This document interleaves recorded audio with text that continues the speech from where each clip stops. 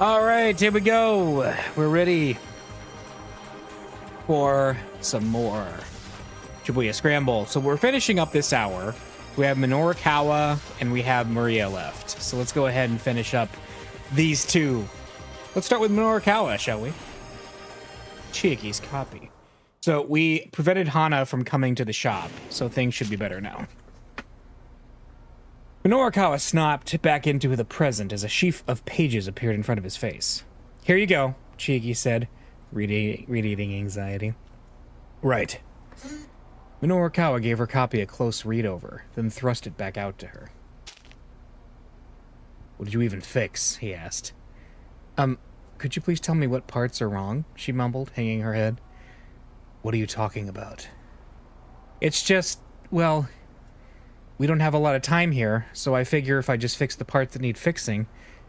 Chiaki trailed off into an indistinct mutter. Is that always how you go about fixing your copy? Yes. Then you're never gonna get any better. If someone tells you it's no good, you rewrite the whole thing from scratch. Just making fiddly tweaks here and there is what an amateur does. Chiaki dipped her head even deeper, cringing at the reprimand. Well, we already saw some of this, yeah. I just told you that's what Toyama told me. Because so the Yakuza guys are there trying to collect the debt. But this time, Kano did not take Hana to the shop. So something is going to change. Let's see. Chiaki's face brightened. Yeah.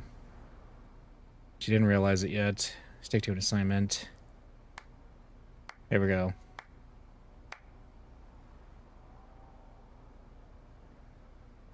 So, yeah, the Yakuza guys having their moment over there. Enough from the peanut gallery. Alright. So this, I think, is when... Yeah, Hana originally showed up. But she's not going to show up now. We'll just stamp here. We'll be on our way, right? The bond of recognizance, yeah.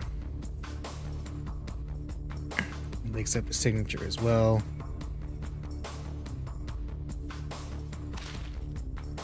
Yeah. If you go through with this, you'll just wind up like Mr. Toyama, right? Yeah. Okay, I think this is where things change. Why would you take such a risk? Chiaki sobbed, because he's like, yeah, I'm gonna take on the debt myself. Because they both think Toyama's dead at this point. Minorikawa lowered his voice. Because I owe him so much. I can't stand by and let these scumbags kill his daughter. Okay, yep. Minorikawa readied his pen and signed the document. All right, Sagawa cheered. Now we're talking. All this drama is really scrambling my Shibuya. It's very high drama, yes. A satisfied grin came to Ozu's face as he reached for the contract. But before he could pick it up, Chiaki snatched it from the desk. I'm not letting you do this! Crumpling the paper, she stuffed it right into her mouth. Hey, Sagawa snapped. What the hell are you doing? He tried to force Chiaki's mouth open. Don't you dare, you bitch! But despite his frantic efforts, Chiaki managed to gulp the wad of paper down. Sagawa blinked a few times. Oh, you did not just do that! Ozu looked on, dumbstruck. Guess we gotta get a new contract from the office, boss. Bring as many as you want, Chiaki declared. I'll just keep eating them. Girl, you some kind of damn goat or something? The mental image of a goat eating paper is a common one, dating back to long ago when paper was made solely out of plant material. If a goat were to eat modern paper, the wad of chemically treated pulp would go undigested and probably cause an intestinal blockage. So please, do not feed paper to goats. Sagawa shoved Chiaki up against the desk. Ow! Cut it out! That hurts! As she struggled to resist, Chiaki lurched toward the desk, planting one of her hands atop the TV remote control. One of her fingers happened to land on the volume up button. The sound from the television set soon hit max volume. Oh! We did this because, remember earlier, Kuze was asking for advice from Kano about whether or not he should, announce that it was not Toyama, basically, who died in the car bombing. So, yeah. We have just learned the identity of the victim killed in the explosion. Shibuya resident and pharmaceutical executive. A Shibuya resident? Minoru Kawa tilted his head in confusion. Toyama didn't live in Shibuya. Once again, the victim of the explosion was Shibuya resident and pharmaceutical company executive Mamoru Tanaka. The cause of the explosion remains unknown. The police are still in the process of following up several potential leads. The site of the incident remains an alarming scene, with relief workers continuing to tend to the wounded. The 4 people in the editing office spoke in near unison. Huh? Who's Tanaka? I love it. The confused looks. It's amazing.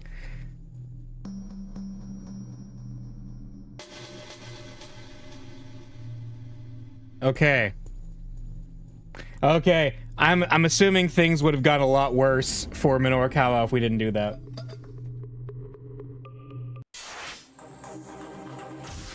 Okay. So now we have Maria, and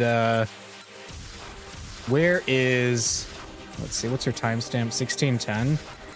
Is there somebody at 1610 who has a jump that we could go from?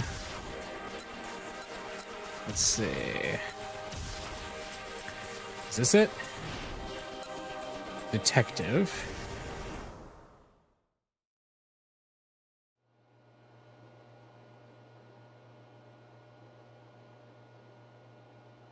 Mr. Osawa. Okay, hang on. I just gotten word from headquarters. Okay, that's Totno, or that's Kano, not Totno.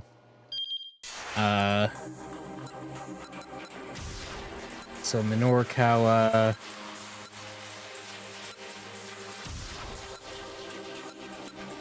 Is this it? Maria. Okay. There we go.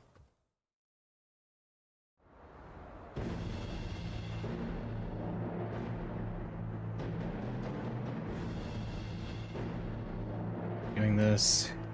There we go. Is that really Maria? There we go. There, that breaks it. I hear a faint voice and realize that the man is listening to a wireless radio. I've managed to secure Hitomi Osawa at the Shibuya Central Hospital, the voice says. A gleam comes to the gunman's eyes. He pulls his cell phone from his jacket and hurriedly makes a call. I've secured Maria Osawa, he says to whoever's on the other end. Huh? Maria Osawa? Is my name Maria Osawa? You need to bring Hitomi Osawa to my location at once. We need to make choices that can get cheery to the paper's office. Yes, and she'll eat all the contracts forever and have an endless stomach. Hitomi Osawa? If I'm Maria Osawa, what sort of relationship do I have to Hitomi? If you don't bring her, I'll kill Maria. Then my captor hangs up. Were you serious just now?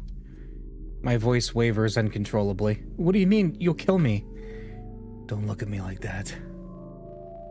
He steps in closer to me, his expression dangerous. That killer's edge that he'd lost during our little talk is back in full force. Just bear with me a little longer. He blindfolds my eyes with some sort of towel. I can't see through it at all.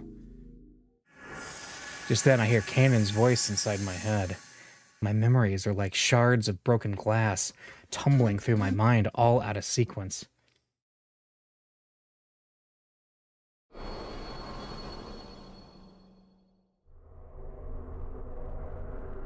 How are you able to do that when the string is so tangled up? Oh, you know, once the trick to it, you can. Once you know the trick to it, you can do it with your eyes closed. I'm showing Kanon how to do a cat's cradle. She reaches out for the string. Huh? She doesn't get hold of it quite right. What gives? Despite her efforts, the string gets all jumbled up. No, not like that, I say. Hook your index fingers through the front part of the string. No, I get that. Kanon's getting irritated. But after giving it a few more tries, she finally manages to pull it off. "There we go," she says. "Look at that." Seeing her innocent little smile bolsters my own spirits. "That's neat. Thanks for teaching me." "Oh, it's nothing special. Here, as a thanks, let me teach you some skills to help protect yourself." Abruptly, my memory jumps forward a bit.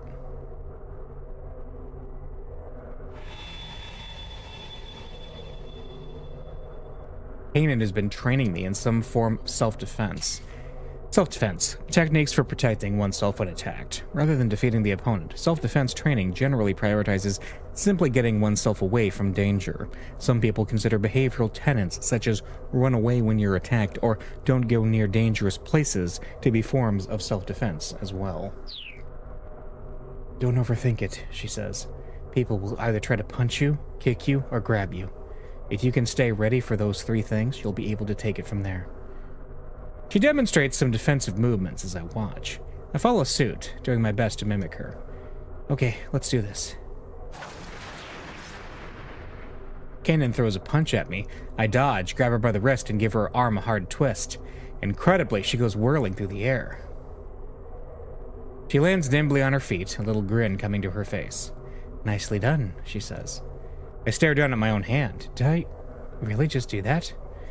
Once you repeat the movements enough, your body will treat them like second nature. I do as she says, trying to repeat the movements over and over. At first it feels like a silly gimmick, but eventually I can feel the motions growing smoother. There you go. People like those thugs we met before won't get the drop on you again.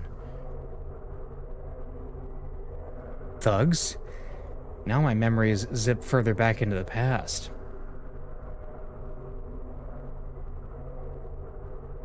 I was wandering the streets trying to get back to my hotel, but I'd gotten lost. By the time I realized I'd wandered into some dodgy back streets, I was already surrounded by people giving me threatening looks. They must have been thugs looking for tourists to rob.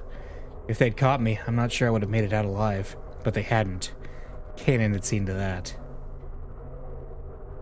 "Thank you so much for what you did for me. I didn't want there to be a scene here," Kanan says bluntly as she surveys the aftermath of the thugs' attack. That's all. I'd happened to be right underneath her apartment window when I was nearly abducted. Bit by bit, my memories of Kanan are starting to resurface. Just a little more. Just a little more and I'll have myself back. I'm sure of it. "Detective Totno, where are you?" A man's voice suddenly snaps me back into that moment. "It's Kano. I've come as you've asked." The gunman grabs me by the arm and yanks me to my feet. Just a teenage girl walking alone in a Middle Eastern country. What could go wrong? What could possibly go wrong? "Where's Hitomi Osawa?" he snarls. "Why didn't you bring her?" "Detective Totno, why are you doing this? Is that really Maria?" My captor removes my blindfold.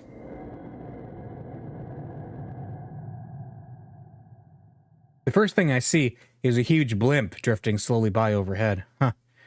I'm sure I've seen it before. And pretty recently at that. There's a flash of revelation inside my head, like a dam bursting. My memories come flooding back to me.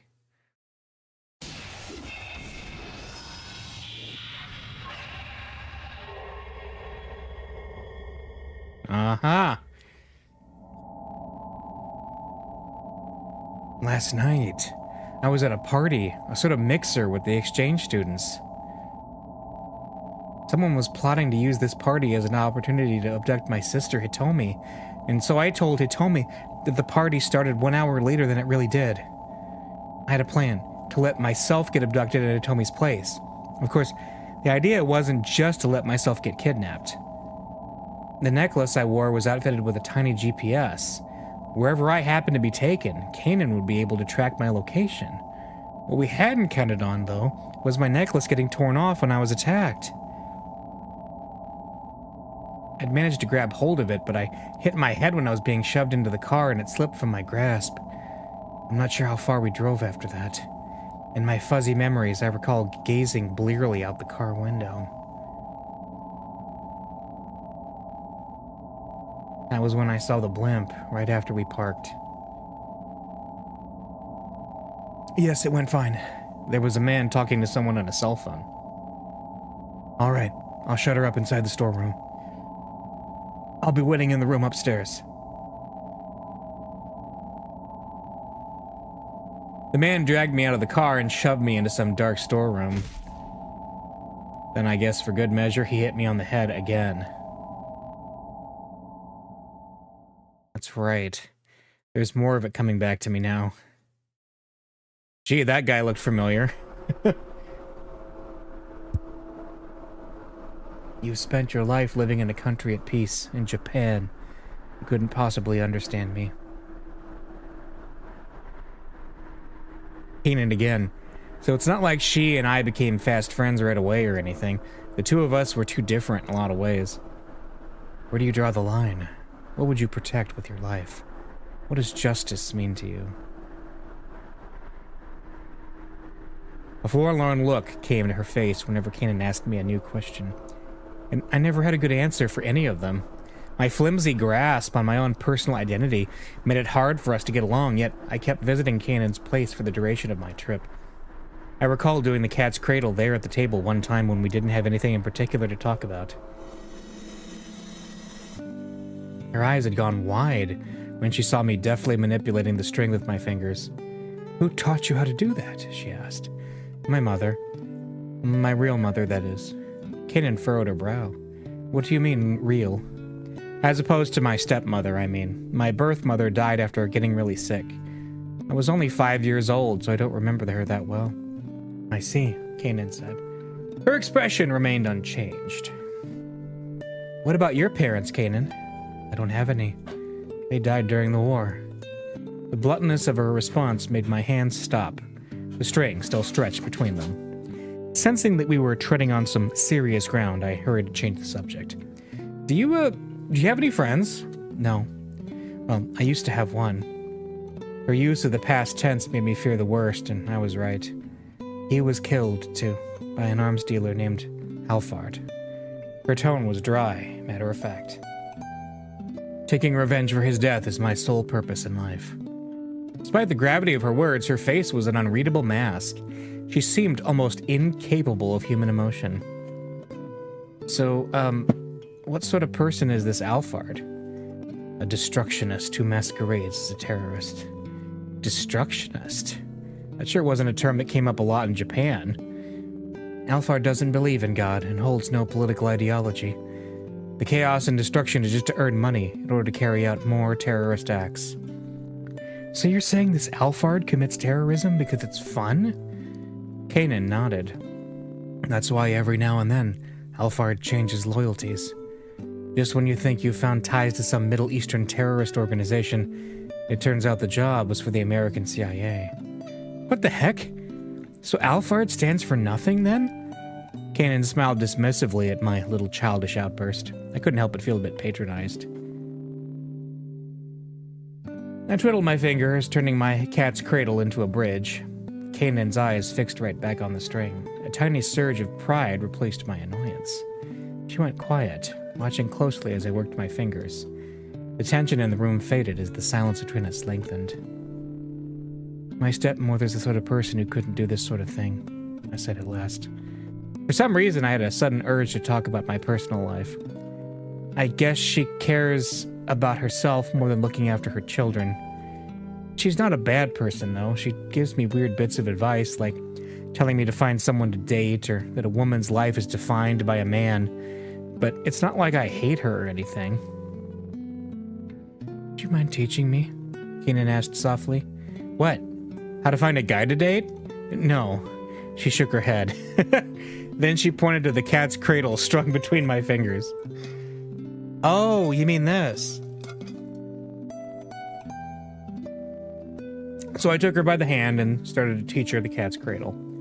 Hey, do you mind if I ask you something? I said after a while. What's that? That friend you mentioned earlier, what was he like? Kanan's fingers went still. It's better if you don't ask.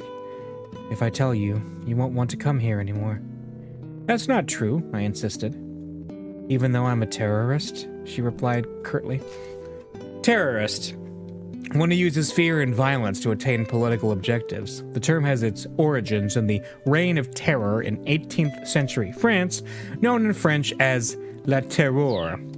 I swallowed a sudden lump in my throat, unable to find words. We fight for righteousness, but you people call us terrorists. In the religious sense, the state of being virtuous, free of sin, and observant of the proper rules of moral conduct, not the same as being in the right, though many people equate the two. Am I wrong? She cast a quick look at my face. But, I mean, you protected me.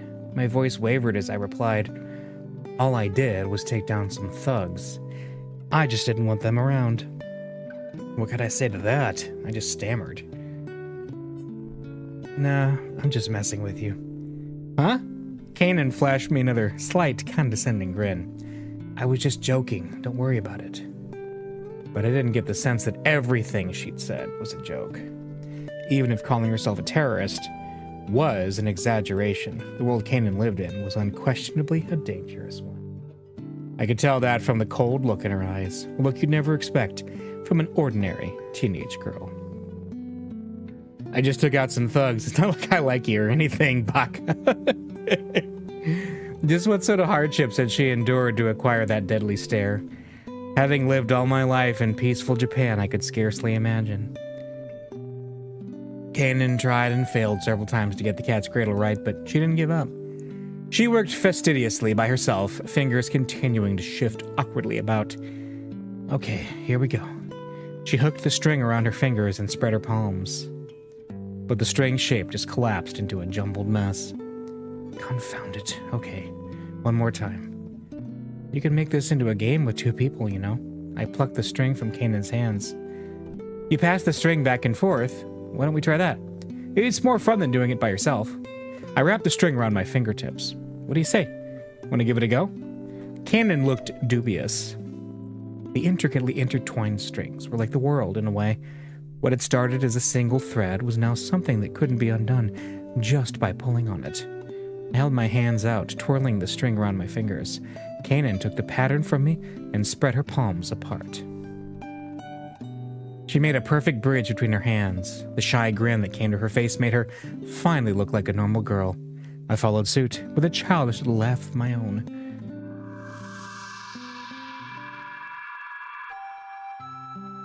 And as if in a blaze of sunshine, the fog that's been hanging over my mind finishes receding. I remember everything. My name is Maria Osawa. My sister is Hitomi Osawa. And Kanan, she's a dear friend who I met in a far-off land. She helped me once, and now it's my turn to help her. I close my eyes as I reflect upon these precious memories, all the dearer for having been lost. Now when I try to picture Kanan, I can do so clearly. It's just as if I'd thought before, my memories are what make me who I am, and I would never choose to forget them. I feel almost as if time had stopped for me. All my history was gone, and now it started moving again. I'm finally back to being me. Hey, we've got a video.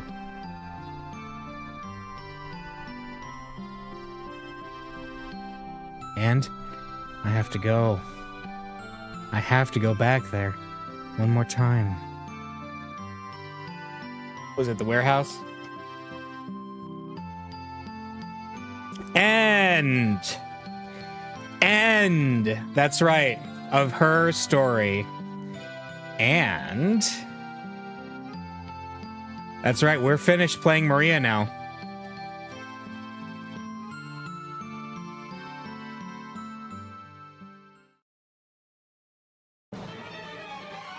We only have 4 characters now. Are you scared about meeting with your father? Someone's broken through our firewall. I'm sorry, Mr. Mino. You'll lose everything.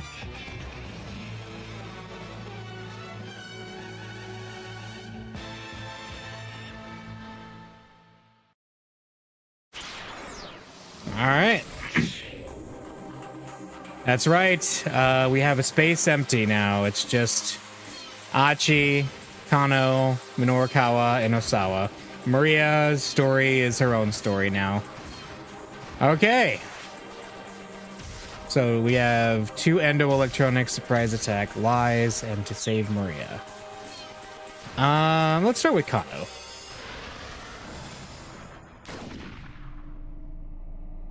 A gunshot rang out from Tatano's gun, but it was a wild shot, fired reflexively as the weapon flew out of his hand.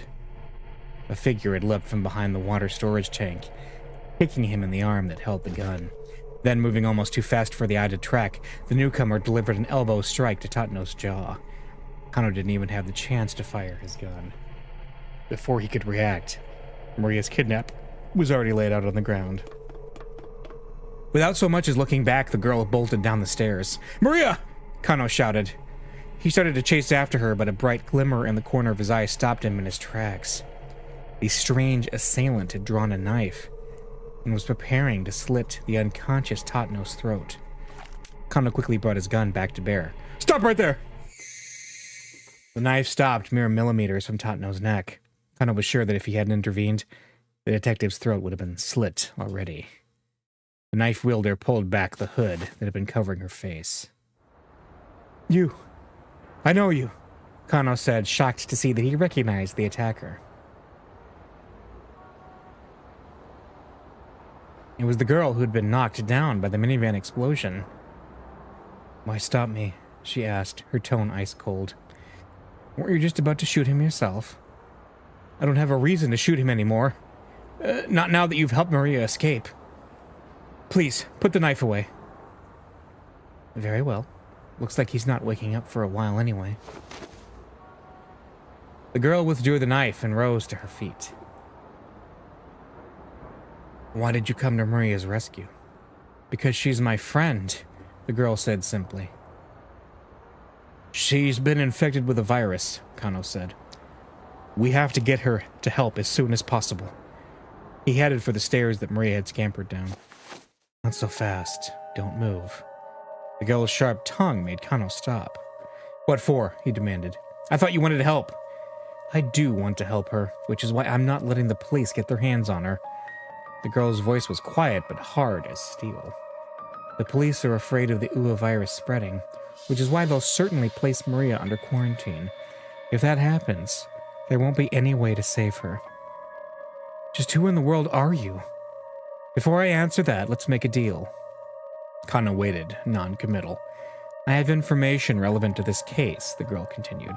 "I want to make an exchange." Kano swallowed the lump in his throat. "An exchange for what?" "Tell me where Hitomi Osawa is." "Hitomi Osawa?" Stanley had taken Hitomi into custody. Kano could probably get in touch and ask him where she was, but why do you want to know where Hitomi is? Do we have a deal or not? The girl looked like she was in no mood to argue. Still, if she knew about the UA virus, she was probably telling the truth about having information. But it was a violation of policy to leak information on any investigation to a third party. Besides, was it wise to trust this young woman without knowing who she was? Kano weighed his options for a moment before replying. Let's tell her." "All right, I'll tell you," Kano agreed. The girl gave a tiny nod. "But first, what's your name?" "Kanan." "Kanan?" Oh yeah, Kano thought back to the grisly scene at the Foreign Syndicate's hideout. Did she do that? He was almost afraid to wonder. There was still a lingering trace of adolescence in this girl's strange face. It was hard to believe someone so young could be a covert Middle Eastern operative. And yet Kano had seen how quickly she'd been able to render Tatano unconscious. "All right then, guess I'll go first," Kanan began.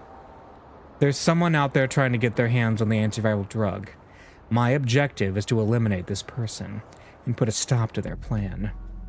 Kano felt neither surprise nor horror at her use of the term eliminate. After all that had happened today, he realized his sensibilities had gone numb. "This person you're after, you're talking about an arms dealer named Alfart, aren't you?" Kanan nodded. "The UA virus has been weaponized and tested several times on the battlefield to great effect," she said. "The antiviral would render this weapon wholly ineffective. Countries the world over are dying to get their hands on it. Then why did Alfard orchestrate this kidnapping? If the goal is to get the antiviral, why not just steal it from the laboratory? There was a lot about this kidnapping case that still didn't add up. Kano was sure Alfard's plan was hidden in these baffling details. Lab security at Akoshi Pharmaceutical is practically perfect. The place is under surveillance 24 hours a day, and getting to where the antiviral is stored requires bypassing 3 sophisticated secure electronic locks. Getting the antiviral out is impossible. Unexpectedly, a sly grin appeared on Kanan's face. If you were Alfard, how would you steal it? She asked. Huh? Kano was taken aback by the sudden question. He thought good and hard about how to answer.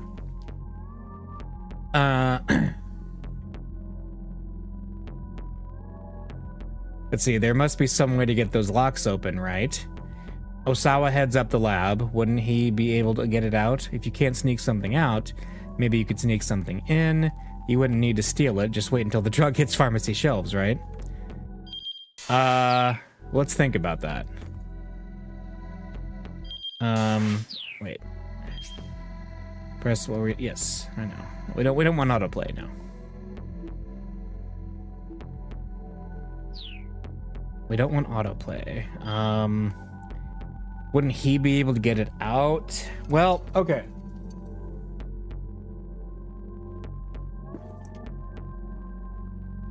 Some way to get those locks open.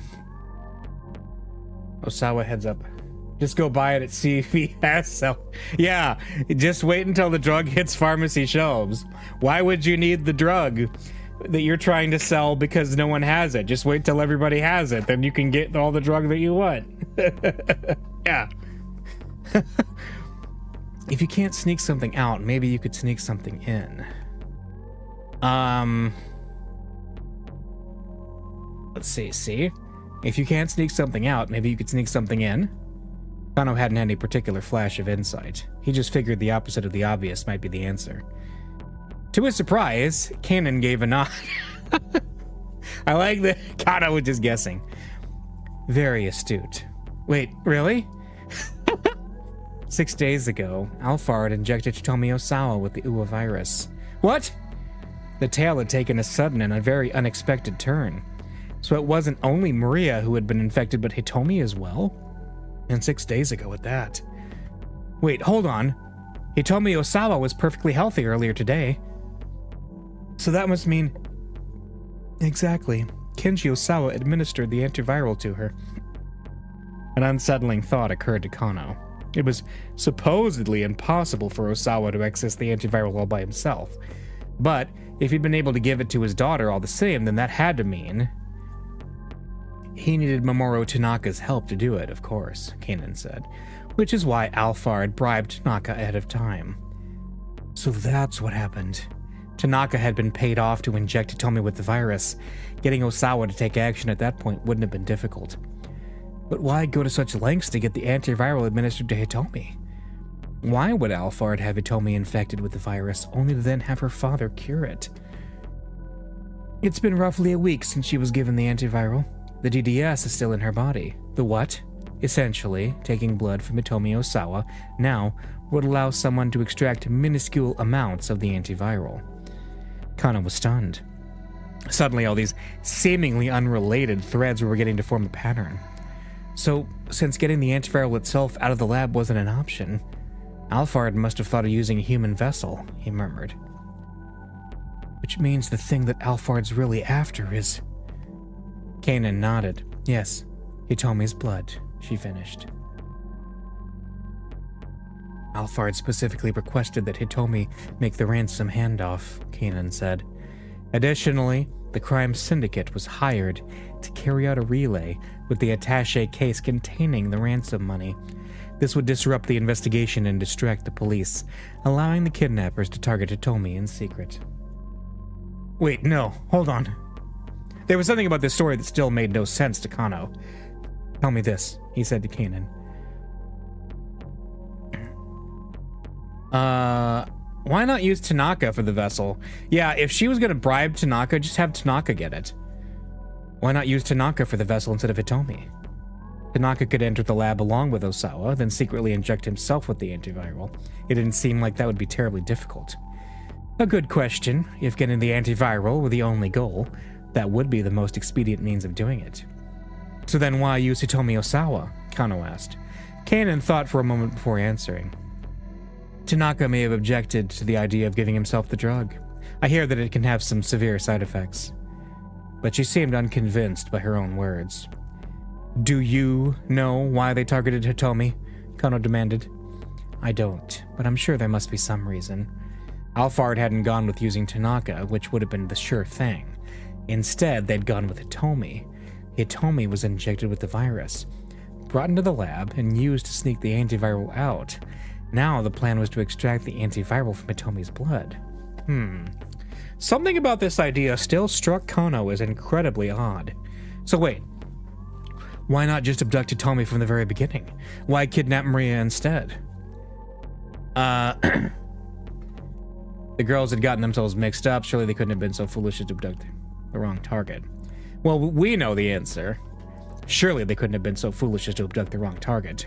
So kidnapping Maria must have been intentional.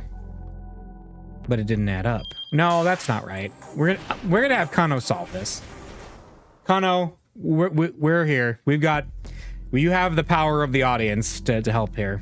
Yeah. Had the kidnappers mistaken Maria for Hitomi? The two were twins after all, so it wasn't inconceivable, but it's my fault that Maria was kidnapped.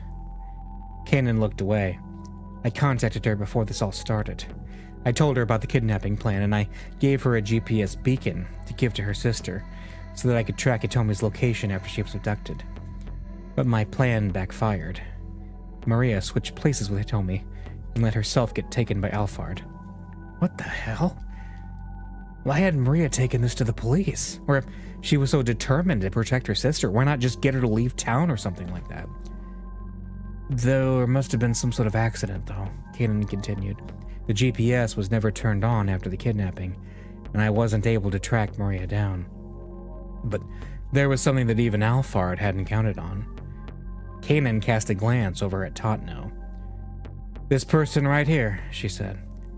So Totno had disrupted Alfart's plan by going after Hitomi himself. Considering where it has all led, Kanan continued, Alfart must be panicking about now, but we can't let down our guard. Even now, I'm sure the mastermind is thinking of some way to fit what this man has done into the master plan. Though it's a perfectly imperfect plan, is that what you're saying? Precisely. Kanan flashed Kano an approving grin. I heard that from Stanley, Kano said. The man who drove you to the hospital earlier? That case officer. Case officer? Well, that was it. Stanley was CIA. The U.S. Embassy in Akasaka functions as the headquarters for the CIA's Japan branch. As the embassy building is not reliably secure, however, the agency carries out many of its activities in specially constructed embassy annex facilities, often under the guise of cultural exchange organizations. There are reportedly over 100 CIA personnel active in Japan, but given the inherent secrecy involved, the exact number is not officially known. Now that Kano thought about it, it all made sense. Since Alfart is an arms dealer with worldwide connections, I don't know what nation might be trying to obtain the antiviral. Obviously, any country that has the viral weapon would want to prevent their enemies from obtaining it. It's no huge surprise that people are butting in trying to put a stop to Alfart's plan. A tiny beeping sound caught Kano's attention. Kano pulled a PDA from her... Kanan pulled a PDA from her breast pocket. A personal digital assistant refers to various types of small portable devices for information management, occasionally also referred to as a handheld PC, also a huge relic of 2008, because this is before the widespread adoption of smartphones. Interesting. The GPS I gave to Maria has just been powered on. Now I can find her location. Yeah, this is 2000 and late. Where is she? She's on the move. But why is the GPS suddenly active now? Kanan frowned. At any rate, I've told you what I know. Now tell me where Hitomi is. Alright, Kano got at his phone and called Stanley.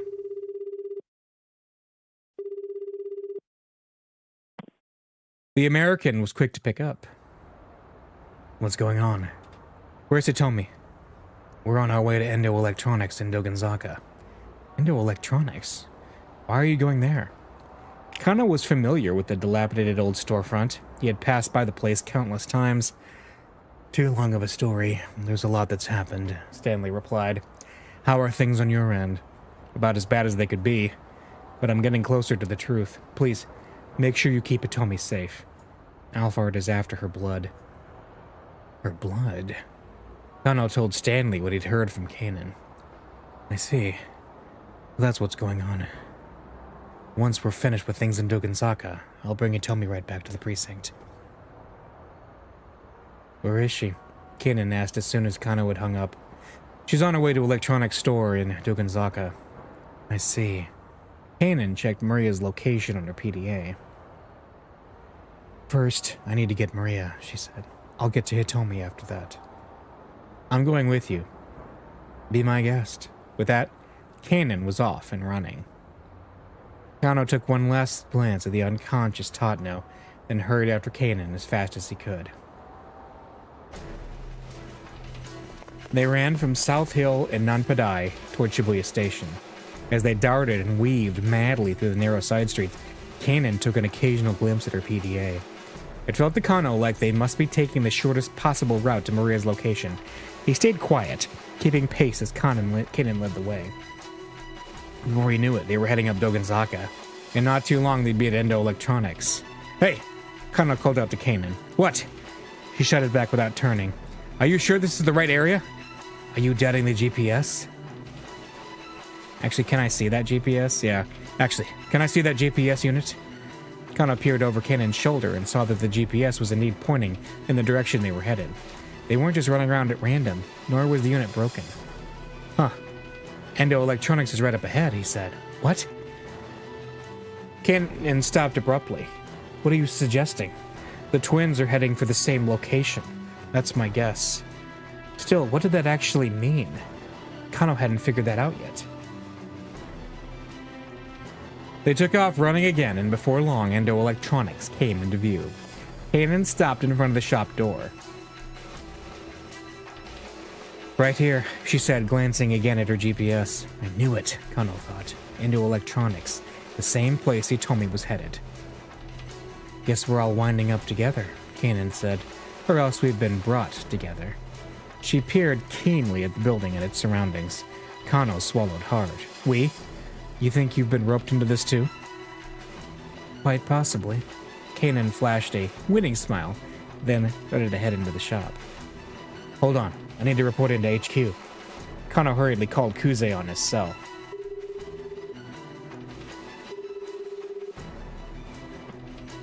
Kano, what's going on? I've located Maria Osawa. Huh? What's that? Kuze's words came out as a surprised and childish yelp. Come on. Kanan's smile turned to a steely glare. Time is critical. He nodded silently back at her. Kano, what's the location? Kuze asked. Where are you? I can't say right now, sir. Please, just leave this to me. Hey! Then just hold on! But Kano ignored the director's squawking and hung up.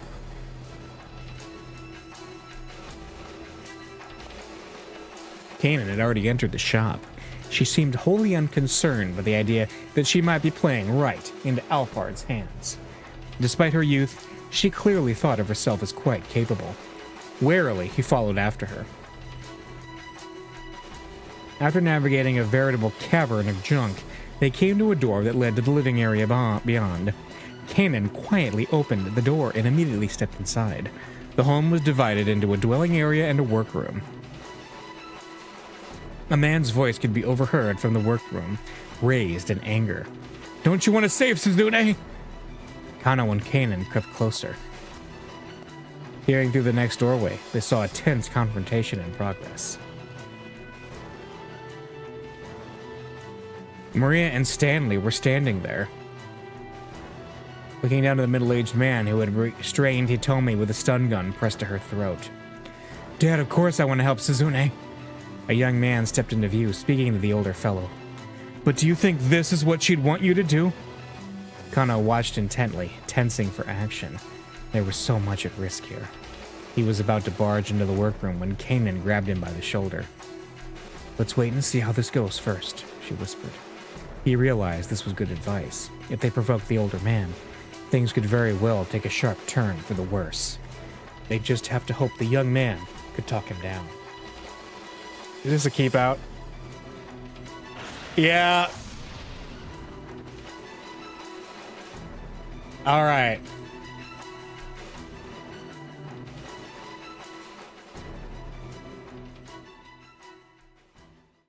Seems like a natural segue to Achi's storyline.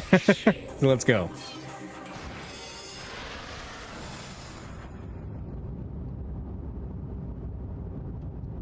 Achi told Stanley and Hitomi what his father had done.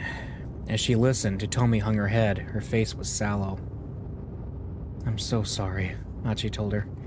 "I'm not really sure what to say." He clenched his fist so hard his knuckles popped, struggling to keep his emotions in check. "So, if I were rendered brain dead, you could help your sister," Hitomi murmured. A state where brain function has ceased irreversibly. In Japan, there are 2 conditions for declaring declaring breath death, it says. Oh no. For declaring brain death. The first is that the patient must be comatose and in a state of apnea, no longer breathing, due to damage to the brain. The second is that the root cause is diagnosed and is deemed that no reasonable treatment will restore brain function. "Stop," Achi said quickly. "Please, don't say things like that."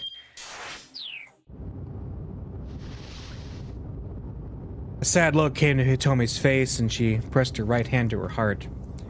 "I mean, to find out like this." She turned to Achi, tears glistening in her eyes. "I want to help your sister, but we have other things to worry about right now." This time it was Stanley who cut her off. "Remember, Alfart is after you too," Hitomi. "Isn't that what Kanan told you?" "Yes. She said I was the mastermind's target." Hitomi wiped her tears away with her fingertips. "So Alfart and Achi's father are after the same thing," Stanley said. "Is that just a coincidence?" It didn't sound like he thought so. "Hold up," Achi growled, leaning in from the back seat. "Yeah, my dad's way out of line. But he did what he did for Suzune. He wouldn't work with terrorists." "I'm not saying he's deliberately aiding terrorists," Stanley replied coolly. "It's common sense that a pro wouldn't get an amateur involved with their plans. That makes it too likely that a clumsy misstep will cause things to fall apart. But then again, that's not the way Alfart thinks. So, actually, the likelihood of failure could well be part of the plan." Achi thought back to what Kanan had said earlier. If you achieve your goals using accidental means, the outline becomes blurred and it makes it harder for anyone outside looking in to grasp what the actual plan is.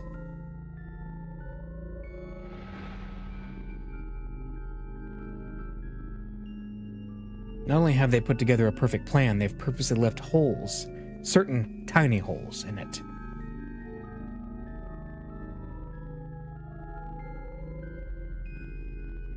So if we assume the plan has failed, the slip-up might be exactly what Alfart wants, Stanley muttered. Sort of an intentional hole then, Achi said. Stanley snorted. Kanan told you guys that too, huh? If that's the case, then you really are a fool. What did you just call me? Achi barked. If you've known all along how formidable this opponent is, you should have given Hitomi over to police custody right away. It's only a matter of dumb luck that either of you are still alive right now. Look, luck or not, me and Hitomi have managed to get by safely. That's all that matters. What exactly is the relationship between you two anyway? Are you guys dating? Achi and Hitomi exchanged glances. When Hitomi hesitated uneasily, Achi decided he better speak up. No, it's not like that. We just happened to run into each other today. Guess I'm not the kind of guy who could abandon someone in trouble. Can't abandon someone in trouble, huh? You sure you're not just trying to make yourself feel self-important? There are plenty of people out there that you can't see who are also in trouble, who are also suffering. If you only help the ones close at hand, then what's the point, really? The world's a lot bigger than you can imagine, and there's a lot you're blind to. So what? If you see someone who's in trouble, I'm just supposed to ignore them? Nah, I can't do that. If I see someone who's collapsed from hunger, I'm not gonna just walk on by because there are people starving somewhere else in the world. I'd be all, hey, let me treat you to a beef bowl or whatever. You couldn't have come up with a smarter example, Stanley replied with a tiny laugh. Okay, so I'm an idiot, Archie scowled. My bad. Stanley laughed again. Today's been an interesting day, he said. I was with another fellow earlier who was just like you. Meaning what? Was he an idiot too? Yeah, he was an idiot. Do all you Japanese have that problem?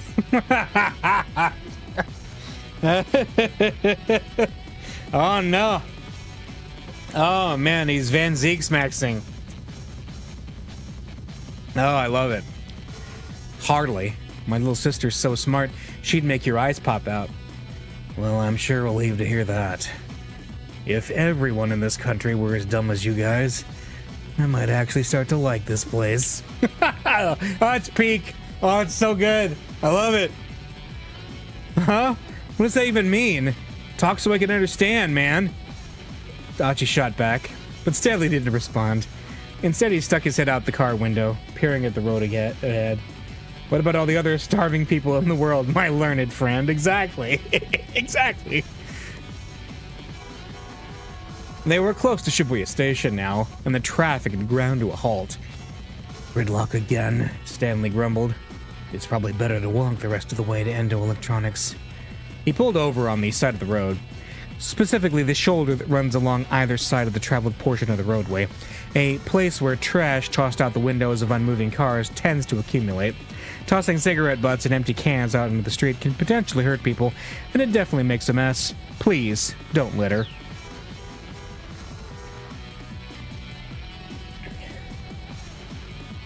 Archie got out of his car, feeling his guts knot up with worry.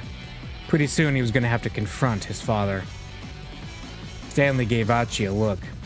Are you scared about meeting with your father? I'm not scared. First things first, I'm going to punch him right in the face. Then we can have ourselves a chat. Don't let your emotions get out of control. Your father might be one of the key players in this case. I don't give a damn about that. Archie took Hitomi by the hand and started walking.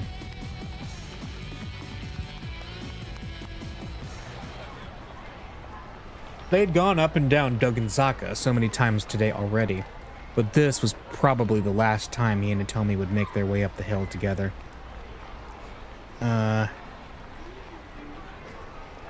His anger rising, Archie picked up speed, or an easy pace, wanting to delay the end. Let's easy pace.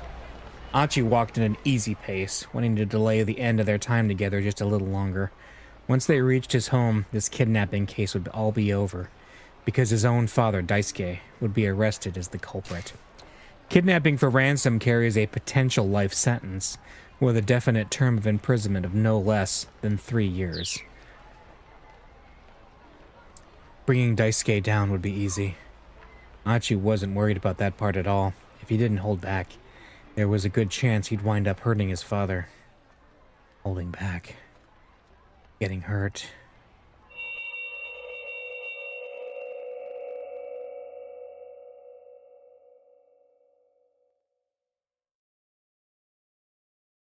A memory from long ago arose in Archie's mind. A pure white karate gi, thrusting out with his left fist, Daisuke collapsing to the floor. One of many memories of his father that Archie could not forget.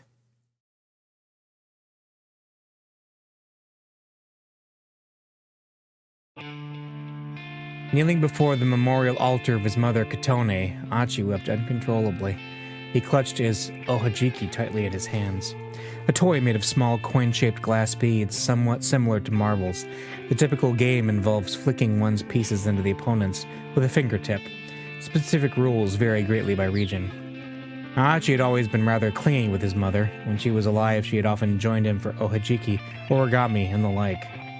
On this particular day, Archie had come home miserable after getting bullied by the neighborhood kids for acting like a wimp. Archie. He turned to see his father holding 2 cups of shaved ice. Come here for a bit.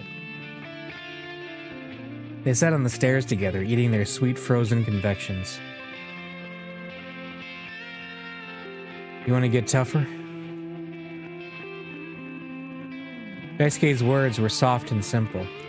How about you and me get tougher together? Achi looked up at his father, frowning in confusion. How are we going to do that? Well, for starters, how about we learn some karate? Karate? Achi's face twisted up unhappily at the idea. He couldn't even imagine himself punching or kicking anyone. It'll be all right, his dad said. I'll go with you, don't you worry. Daisuke flexed one of his scrawny arms. His biceps bulged up the tiniest bit. Achi was well aware that his father wasn't much of an athlete. There had been an athletics meet at his grade school. Even now, the memory of Daisuke tripping clumsily during the parent participation relay was burned into Achi's mind.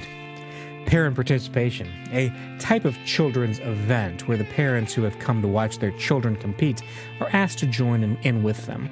Daisuke took part in the tug-of-war, only to get tangled up in the rope and dragged over the line. Achi was understandably disheartened by his father's embarrassing display, but after eating the lunch his father had made for him, his spirits quickly returned. Daisuke had made rice balls that were clumsily oversalted, but Achi could tell how hard he'd worked to prepare them. If you're gonna be there. And so the two began training together at a local karate dojo. Achi put on his white gi and fastened his obi tightly. As he did so, he felt as if his feelings were being anchored in place as well. Ichi, ni, san. Achi's gi sleeves made a whooshing sound as he thrust out his fists in time with the sensei's chant. Even simple kata practice made him feel like he was getting stronger somehow. His dad, having left Suzune in the care of their neighbors, was working up a sweat alongside him, but he was out of shape and his technique was shaky. He was soon exhausted and went to lean up against the dojo wall. Achi stepped out of the training circle and called out to his father. Dad, are you okay? Yeah, I'm just gonna take a little break. Daisuke sounded like he was on the edge of hyperventilating. Thanks, Dad. Huh? What for? For asking me to come take karate lessons with you. Achi was sure he'd never have dared to go to the dojo alone. Hey, just as long as you're liking it. Now, go on, get back to training. With a deep bow, Achi resumed his kata practice. As they were walking home from the dojo, Achi turned to his father. How come you want to get stronger, Dad? He asked. You're not getting bullied by your friends. Daisuke was quiet for a few moments before answering. His words came out awkward and embarrassed. I was picked on a lot when I was your age too, Achi. I had a friend who would always come and bail me out. A friend? Yeah, a friend. A distant look came to his father's eyes. He was a real fighter. I always looked up to him. I wanted to be strong, like him. His expression turned lonely. I don't get to see him anymore, though. Why not? Achi asked. Did he die? No. Nothing like that. Then, did you guys have a fight? Something like that. Daisuke smiled sadly. He stared out into the sky for a while before speaking up again. His name's Tatano. My friend, that's his name. Achi's father increased his pace. Come on, he said. We have to go and pick up Suzune. After that, despite Achi's questions, Daisuke would say no more about his old friend.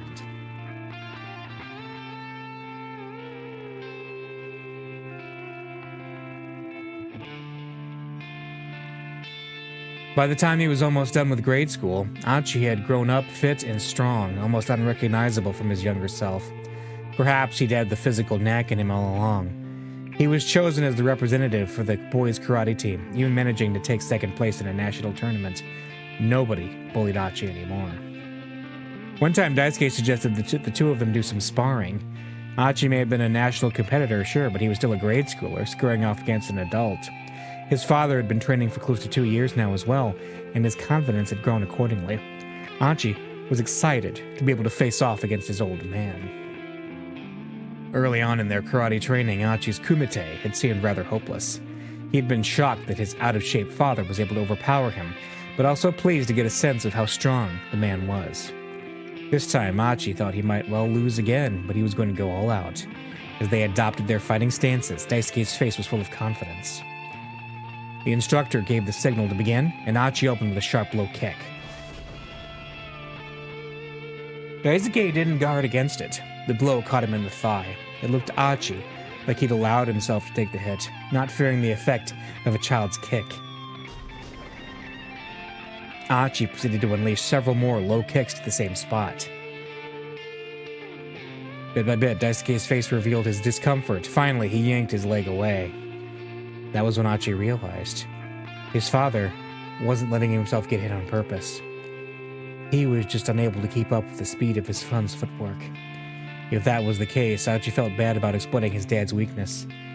He decided to leave his leg alone. Instead, he aimed a punch at his father's midsection.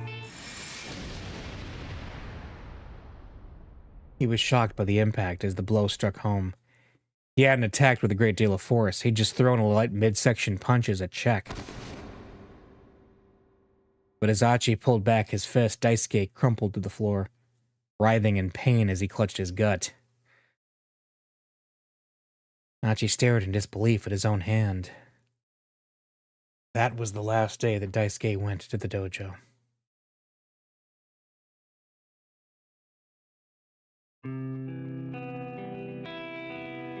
Your dad's pathetic. Yeah, he's such a loser. Achi was on his way home from practice and some older students from the dojo had started ribbing on him. What did you just say? These kids were middle schoolers, but Achi wasn't about to back down. He thrust out with a quick punch, stopping it just short of one boy's nose. Go on, say that again. I'll kick your ass. The older boys went pale, then took off and ran. But this small victory did nothing to bolster Achi's spirits. His father had looked so small and lonely, heading away after quitting karate. But Achi didn't think there was anything pathetic about that. Sure, maybe by now he was better at karate than his father, but really, what difference did that make? In growing stronger, he'd learned something. Using force to win out over someone else didn't mean anything. Strength alone didn't determine a person's worth. Achi loved and respected his father for going to the dojo with him. Beating him in a karate match didn't change the way he felt.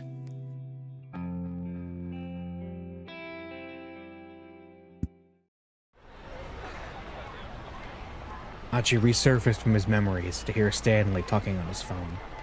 I see. So that's what's going on. Once we're finished with things in Dogensaka, I'll bring Hitomi right back to the precinct.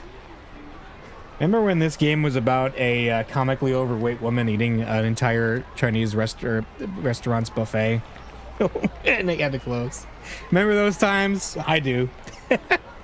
Curious, Achi returned to the American. By bringing Hitomi in, do you mean you're going to arrest her? No, what was that just now? Who were you talking to? What was that about? What was that about just now? Stanley's reply was clipped. I know what they're after now. With that, Stanley proceeded to wrap up his phone call. Guess I'm not going to get much out of this guy, Achi thought.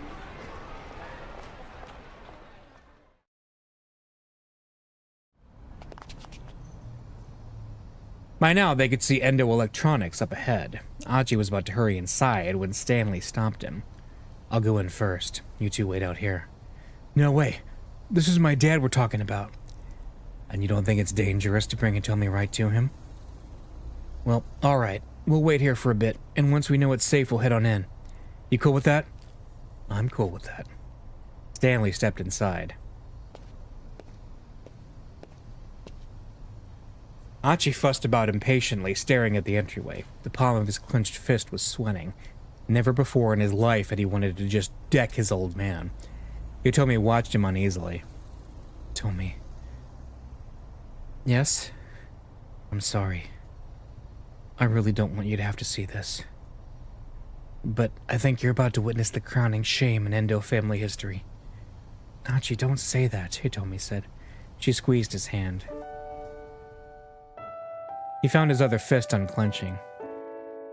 Please, you have to try to talk to your father. Yeah, I know.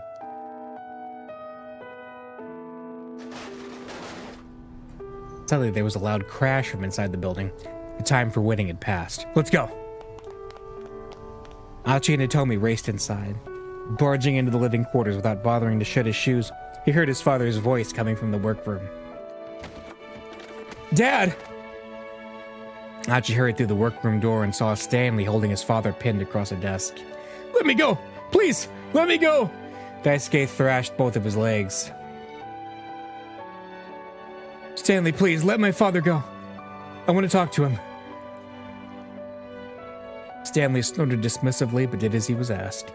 Daisuke stood up, rubbing at a sore wrist. Dad, please, you have to tell me.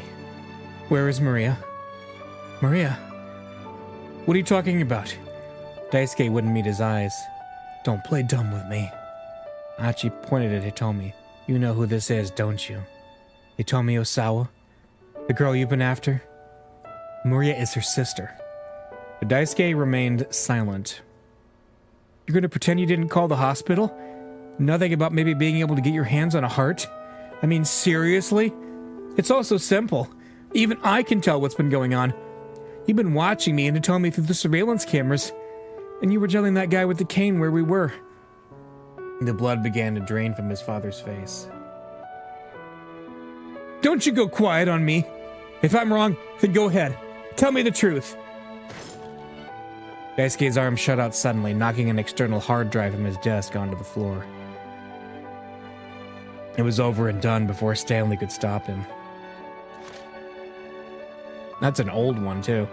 Stanley hunched down and picked up the shattered drive.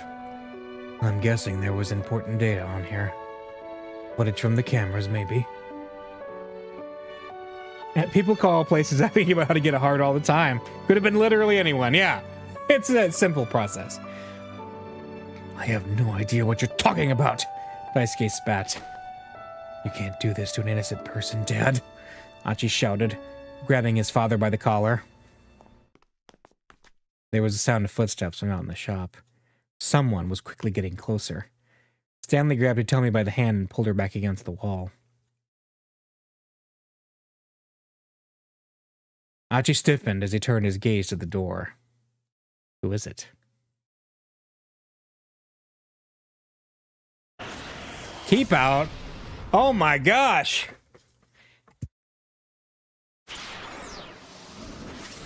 Well, we can either play Osawa or Minorikawa now. Let's do Minorikawa.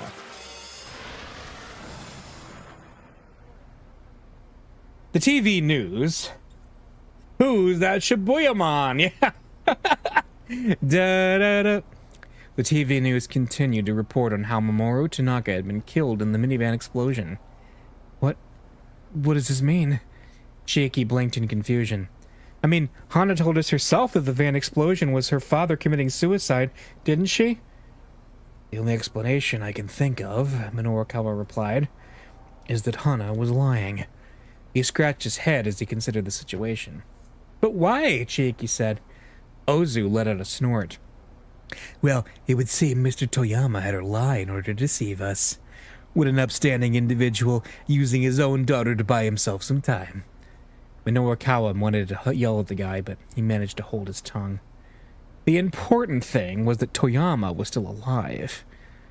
And if he was still alive, then there was still a way to save Heaven Publishing.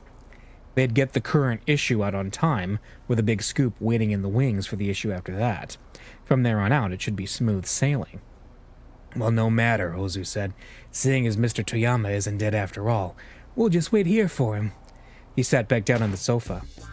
But Sagawa leaned threateningly toward Chiaki. Hey, he snarled. You sure you don't know where the guy's hiding out? I don't, Chiaki shot back. And even if I did, I'd never tell you. Say what now? He leaned in even closer, just as she stood on her tiptoes in defiance, and their foreheads collided with a dull thud. Both reeled back, clutching their heads in their hands. It's very anime. Oh no. Just calm down, Chiaki, Minorikawa said as he began rooting through Toyama's desk. For now, I'm going to look for clues to where Toyama might have gone. You just focus on working on your article. Oh, Ozu raised an eyebrow. Getting all cooperative all of a sudden, I see. I want to change up the plan for next month's issue, and I can't do that without the editor-in-chief's approval. What Minoru Kawa was actually looking for, however, was a back issue of 4-Star General Gossip. He was pretty sure the article on Osawa had been printed in the magazine's inaugural issue. If he could find that scandalous piece that the scientist had asked for, he'd also be able to get his big lead about the power balance of the world being at stake. She went from being afraid to interview people for her job to loudly arguing and defying Yakuza members really quickly. Yeah, this is an intense character development for Chiaki. And if he could get that, not only would next month's issue be a sure thing, it was a good bet that sales figures would go through the roof. He found a file folder full of early material and quickly flipped through it. It didn't take him long to find the article. Floundering Akoshi Pharmaceutical arranges marriage of political convenience. The large headline practically jumped off of the page. Minoru Kawa quickly read over the story. The basic gist of it was this. The corporate director of Akoshi Pharmaceutical had sacrificed his daughter in order to keep a researcher named Kenji Osawa on board. The daughter, however, had previously been dating another man. That must be what Osawa wanted him to look into. The guy his wife had been dating before they were married. It should be easy enough to ask whoever had written the article. Minoru Kawa's gaze jumped to the end of the piece, looking for the writing credit. The piece had been written by Toyama himself. "Hey, ain't you done yet?" Sagawa yelled. "Tell us what Toyama is already." Yeah, Minoru Kawa thought. We're gonna need to do something about these guys. "I'm still looking into it," he said. "Just hold on." He made a show of opening and closing various desk drawers. The drawers themselves were packed with a jumbled mess of electrical and gas bills, a noodle house delivery menus, and the like. "Look faster!" Sagawa growled. Maybe he could mollify this guy by having some noodles delivered, butter the guy up. Let's have noodles delivered. Maybe he could mollify this guy by having some noodles delivered for dinner. "Hey, you guys hungry? I was thinking of ordering some soba." "Man, this ain't no time for that," Sagawa snarled. "Besides, we just had some soba anyhow, and it was awful. Don't talk to me about noodles." Sagawa launched into a shadowboxing session of trying to punch out the provider of his disappointing soba.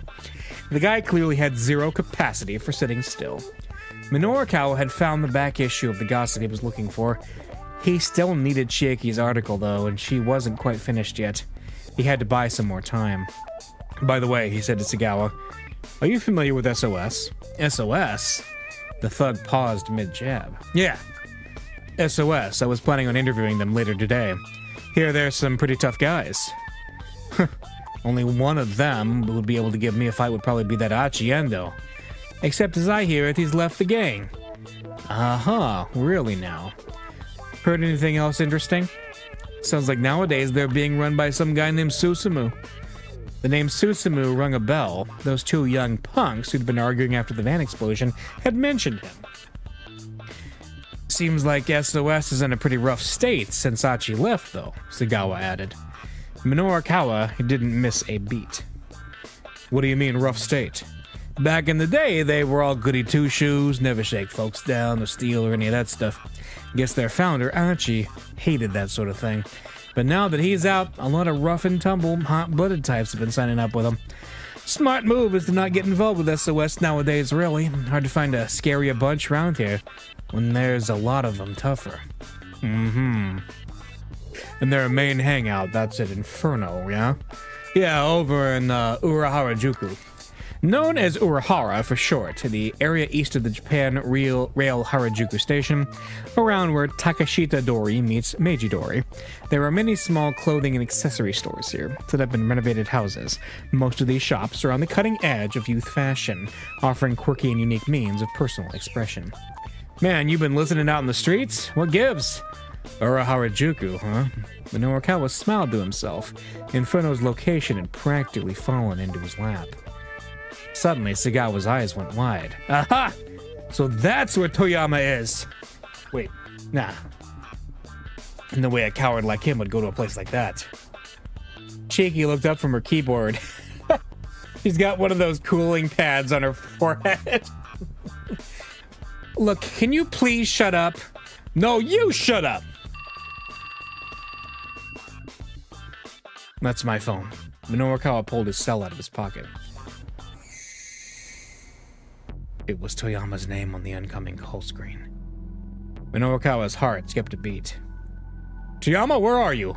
He blurted out as he picked up. Chieki, Ozu, and Sagawa turned to look at him as one. Well, what were you thinking, faking your death like that? Even if we could fill those pages and postpone repayment, all it would do was delay the inevitable. I'd still be up to my ears in debt. So I thought if I made it look like I was dead. Minorukawa let out an exasperated sigh. Well, everyone already knows you're still alive, so your little attempt at subterfuge didn't even wind up buying you time. What? Toyama's hysterical squeak was painful to hear. All right, listen up, Minorukawa said. If it's the debt you're worried about, you'll be able to pay that back real soon. What do you mean? I've landed a huge scoop. You could do a print run of 1 million copies and still sell out if we run it as an article. Toyama perked right up. Wait, you really mean it? I'll give you all the details. Just get your butt back here. But aren't those loan sharks there at the office right now? Fine, then I'll come to you. Tell me where you are. The two thugs crowded nearby, a predatory gleam in their eyes. And Minorukawa had a flash of inspiration. Got it, he said quickly before Toyama could respond. Miyashita Park. I'm on my way now. Don't go anywhere. Ozu and Sagawa grinned at one another, then bolted out the door. Heh, Minorukawa said as their footsteps receded. Those guys took the bait. I sent them to Miyashita Park. He allowed himself a cocksure grin. Look at that. There it is. Right then. So where are you really, Toyama? You imbecile! I am at Miyashita Park!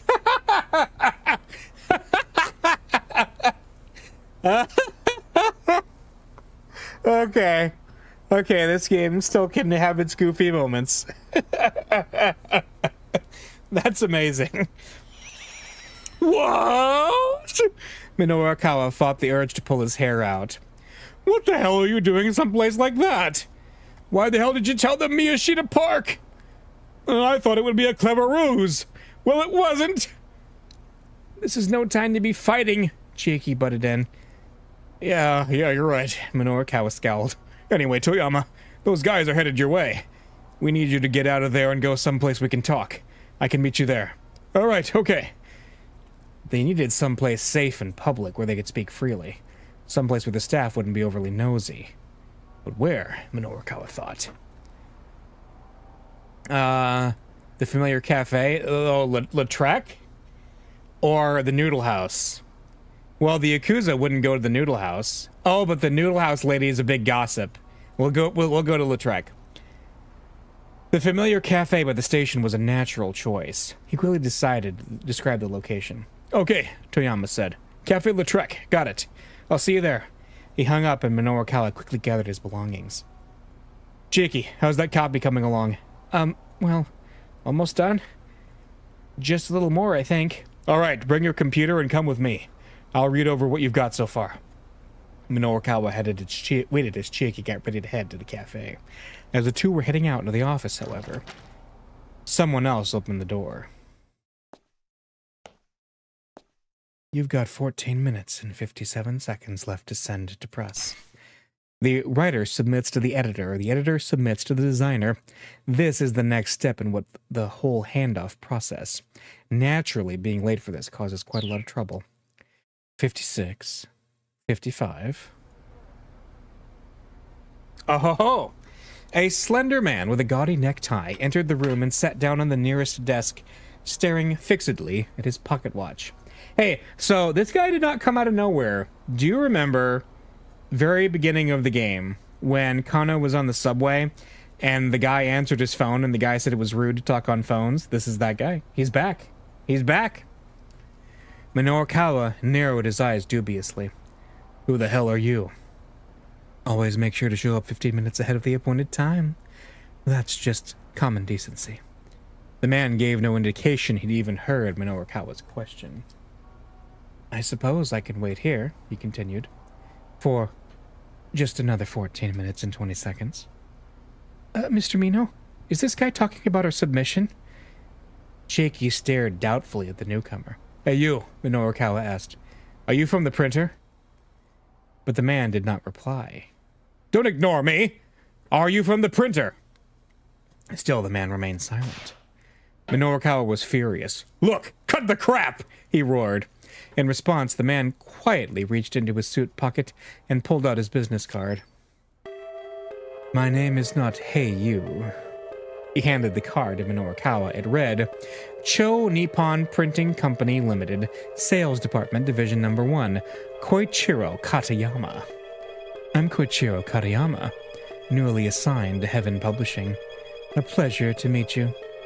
My predecessor is in the hospital due to a car accident. Saichio Usui, 39 years old, single, a longtime veteran at Cho Nippon Printing, rather timid by nature. The strain of dealing with publishers makes him sick to his stomach. At around 1:10 p.m. earlier today, while driving to meet with one of his clients, he had to swerve to avoid a young man and woman who darted into the street. He crashed into the car next to him and ended up at the hospital. Oh no, it was the wreck that Achi had to cause. He should make a complete recovery in about 2 months. Well, what are you doing here, Katayama? Minorukawa asked. I thought we had until 8 o'clock to complete proofreading. 8 o'clock? Surely you must be joking. Our company's proofing deadline is 5:30. Katayama stared fixedly back at Minorukawa. Now that had to be a joke. I heard from the editor-in-chief that it was 8 o'clock. I take that to mean, then, that you don't have any copy for us. It's not that we don't have it, Minorukawa said. It's just not finished yet. Just hold on until 8. Katayama raised an eyebrow. No. Publisher and printer need to work in concert. Perhaps my predecessor was the sort to delay the proofing deadline owing to your circumstances here. But now I'm in charge, and I do not make exceptions. The proofing deadline is 5:30 sharp, and I intend to keep it that way. And while we've been having this discussion, you're down to 12 minutes and 32 seconds. Katayama held out his pocket watch as if to emphasize the point. That's ridiculous! Minorukawa exclaimed. Just who the hell do you think you are? You guys are going to be printing a paper that I wrote. Do you even know how lucky that makes you? So just wait, okay? Just give us until 8. Just give us till we're done. 3 more days. Just give us till we're done. Till 8 o'clock. Just give us until 8 o'clock. That was the original understanding. It was unfair to change it now. 8 o'clock, And where is your guarantee that you'll finish by then? We will, just trust me. I'm supposed to heedlessly trust the word of a man I've just met, Katayama mused. We're down to 10 minutes and 46 seconds, by the way. You son of a bitch. Don't get all high and mighty just because you work for the printer. High and mighty? I would say it's the people on the publishing side of the things that act high and mighty. Whatever high-minded claims you might make, without us, you'd have nothing to put on the store shelves. Forgetting that and blithely ignoring your proofing deadline makes for more work on our end. Just what are you getting at, I wonder? Now it's 10 minutes and 20 seconds. Minorukawa ground his teeth so hard he could hear it. His usual tactics were useless here. Katayama was simply too unflappable to be browbeaten. If he backed down now, though, it was game over. 10 minutes and 7 seconds remaining. I realize there's little point, but I'll wait until the designated time. That's just common decency. Katayama's pet phrase. Thus far he has said, that's just common decency, 3 times in this story. Always make sure to show up 15 minutes ahead of the appointed time. I realize there's little point, but I'll wait until the designated time. And there was one more. Do you know when and where it was? Yes, it was in Chapter 1, when Kana was on the subway and he answered his phone. It's rude to answer the phone on the subway and talk. That's just common decency. Yep. Katayama's eyes were once again locked on his pocket watch. It was no use. Minorukawa couldn't find a way to talk this guy around. Cheeky held her hand up. May I say something? Isn't it also common decency not to break a promise once it's been made? If you're referring to the 8 o'clock deadline, I was not the one who promised that. Maybe not, but I believe your predecessor's responsibilities become your responsibilities. Kariyama crossed his arms and gave her a bemused look. What's your name, miss? Chiki, she said bashfully. Chiki Iso. The printer's expression brightened visibly. Good. That timid hesitation of yours is just splendid. You have none of the arrogance so typical among publishers. Huh?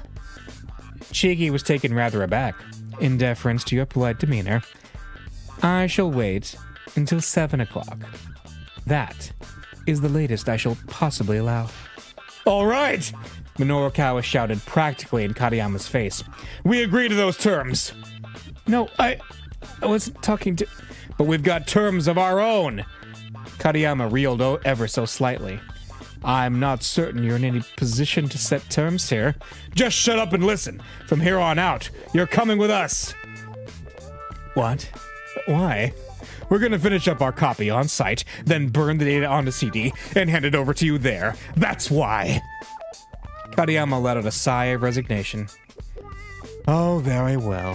I suppose I'd simply be waiting here anyway. Minoru Kawa pumped his fists in victory. All right, Chiaki. Go and copy the DTP data we've got so far onto your computer. Sure thing, Mr. Mino.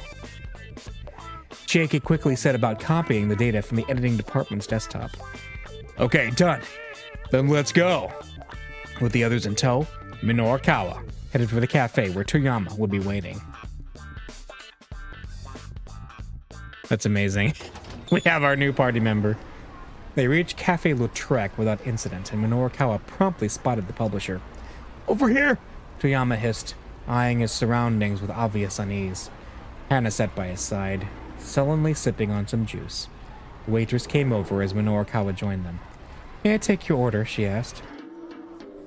Water. Just water, sir? Fine, make it a double. She did it again! Yes! Exasperated, the waitress headed back to the kitchen. I love Kariyama's there in the corner just looking bored. He's totally singed, Minoru Kawa. Make it a double water. Toyama looked over at Kariyama. Who's this guy? I'm Koichiro Kariyama from Cho Nippon Printing. Kariyama presented his business card. Toyama turned to Minoru Kawa with a quizzical look. What's someone for the printer doing with you? I'll explain later. There's no time for that right now, Minoru Kawa replied. First, I need you to answer to some questions. Does the name Kenji Osawa ring any bells?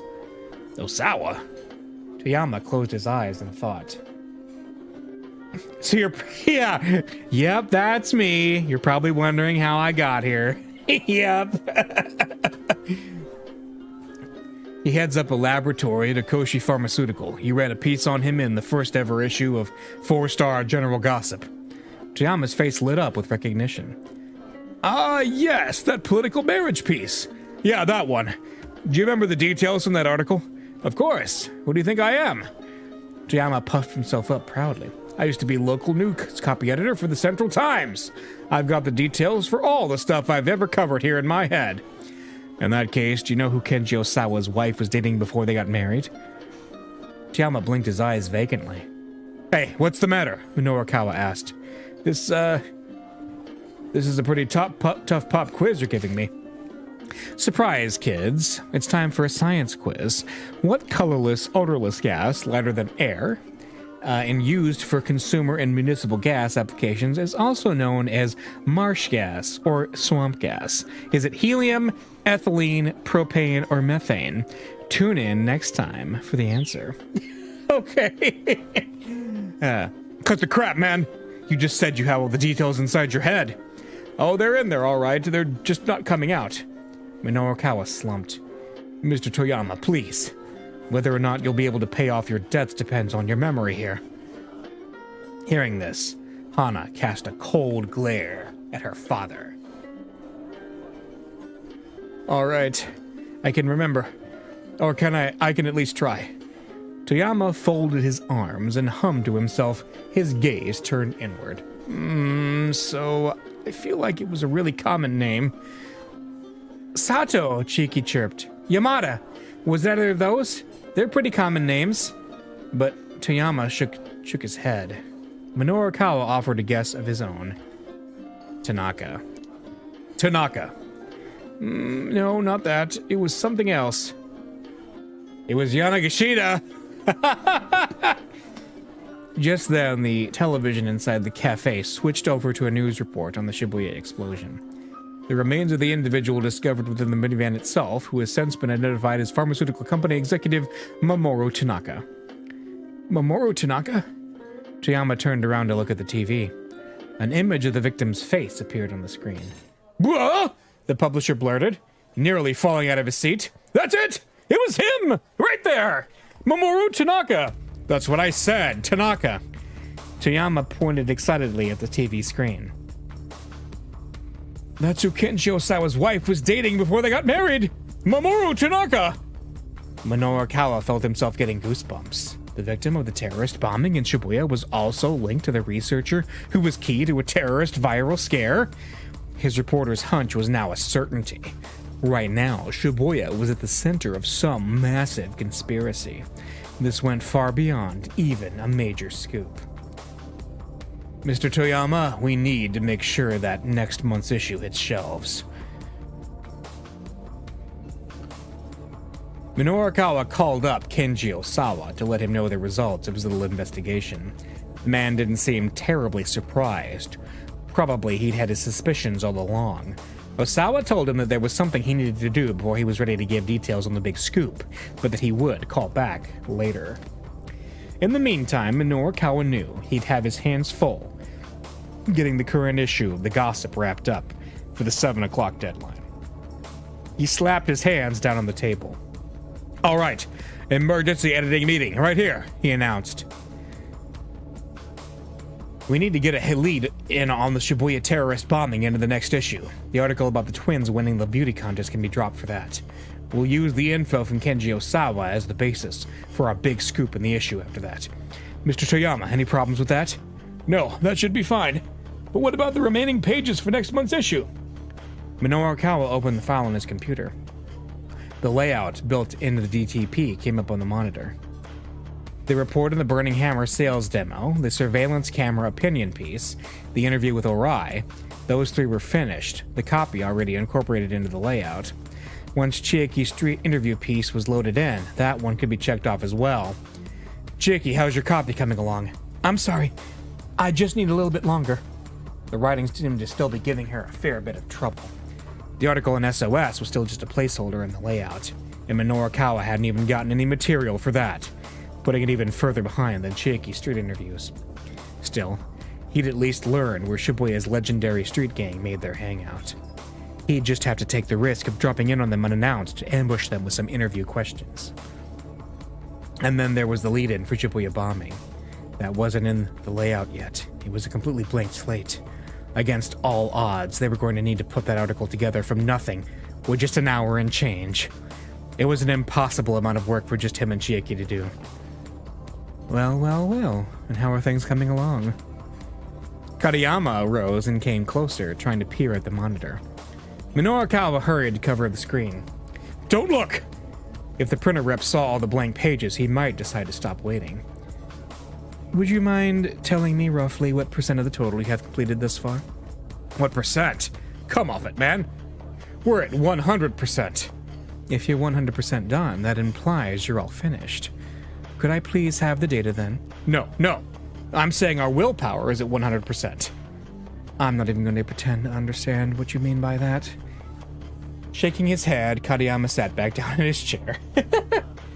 Minoru Kawa, Toyama asked, his expression uneasy. So I know I asked before, but why is someone from the printer here again? Katayama promptly chimed in. The long and short of it is that your proofing deadline has been changed to 7 o'clock, he said. What? But that's impossible! Who's doing the lead-in for the Shibuya bombing? Toyama eyed Minoru Kawa and then Chiaki both stared back non-committally. That it really is impossible. We'll never meet that deadline. We don't have enough people. No, we do have enough.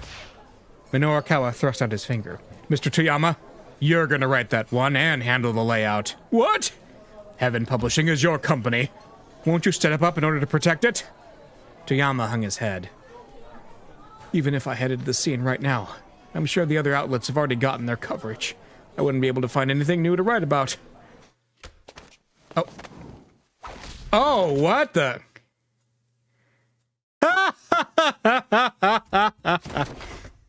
And so you're just gonna give up? That's amazing. Hang on, I gotta be right back. I'll be right back.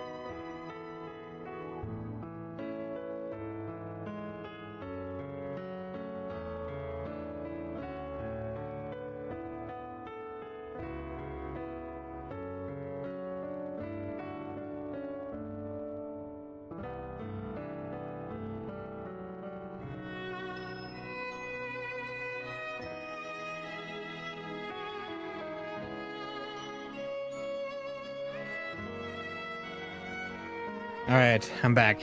Let's finish this up. And so you're just gonna give up? A moment later, Toyama was on the floor, Minorukawa glaring down at him. You've always said you wanted to tell the world about the things the mass media can't or won't write about. So what the hell difference does it make if they've already gotten the sound bites thereafter? Minorukawa's voice was raw with emotion.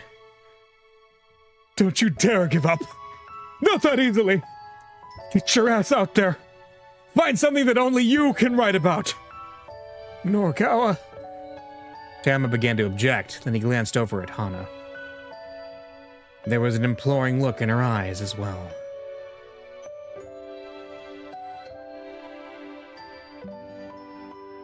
Yeah. I get what you're saying, Toyama grumbled, but still, you're expecting a lot. But then, despite his words, he flashed a broad grin. Yeah, Minorukawa let out a quiet chuckle. And it's got you all fired up. Yeah, I'm fired up all right. Toyama's face shone with resolve Minorukawa hadn't seen in a long time. There we go. That's the Toyama I know. You know, I'm really sorry. Now I see the huge burden I put on you. But damn it, it's gonna be all right. Getting to his feet, Toyama took his daughter by the hand and strode boldly out of the cafe, looking like a changed man. Minorukawa watched them go, glad the dithering was over. Even if Toyama was still in his prime, he'd be cutting it close to do that article in an hour. But he would pull through somehow. When it came to taking care of Hana, the man would rise to the occasion again and again. Father and daughter disappeared into the crowd, hand in hand. Minorukawa shook himself out of his reverie. All right, he cried. Despite the clear blue sky, an unexpected gust of wind blew across his cheek. Come on, guys. We gotta get going, too. Things might look grim, but he wasn't gonna give up until the bitter end. It was time to head to the SOS hangout, Inferno. The three ran long and hard after leaving the cafe. If the proofing deadline was 7 o'clock, then they needed to finish up with SOS by 6:30 at the latest. The gang's hangout was in Harajuku. Running all the way there on foot was going to eat into too much of their time. But traffic was at a near standstill for some reason, and there wasn't a taxi in sight. How long do you plan on running like this? Katayama called out, panting. Just take a look at the road.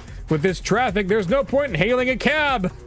Even Minorukawa was feeling the time pressure now. We're just gonna have to keep running until the road's clear. What? Katayama wailed. Stop your whining. Just keep quiet and stick with me. He'd finally gotten Toyama to find his willpower again. Next month's issue would come out on time, and in no way was some printer guy gonna mess that up now. But the traffic showed no signs of abating. Catching a cab wasn't gonna be an option. Fighting an ever louder echo of despair, Minorukawa kept up despite his headlong rush. To rush into a situation recklessly or heedlessly, not quite the same as being Daredevil. I mean, as being a Daredevil. I mean, you could be Daredevil if you wanted to. The man without fear. Still, there were limits to how far the mind could push the body before exhaustion set in. Eek!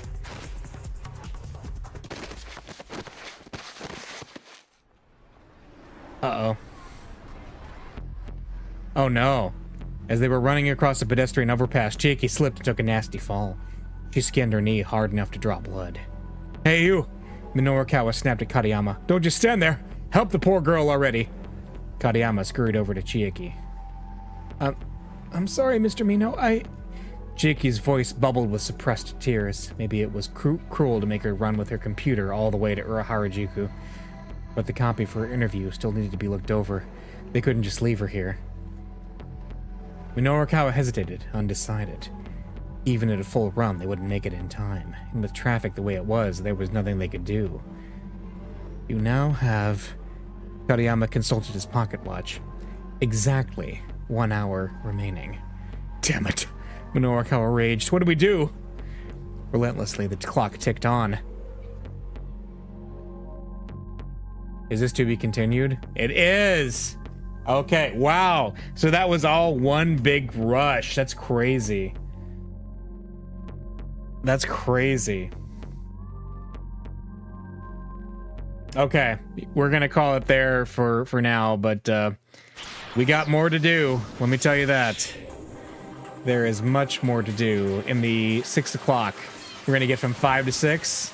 We got to do Osawa, and then we have 2 more keepouts to clear on Kano and Achi to get to the end of the hour. And Maria's gone, because Maria's story is essentially over at this point.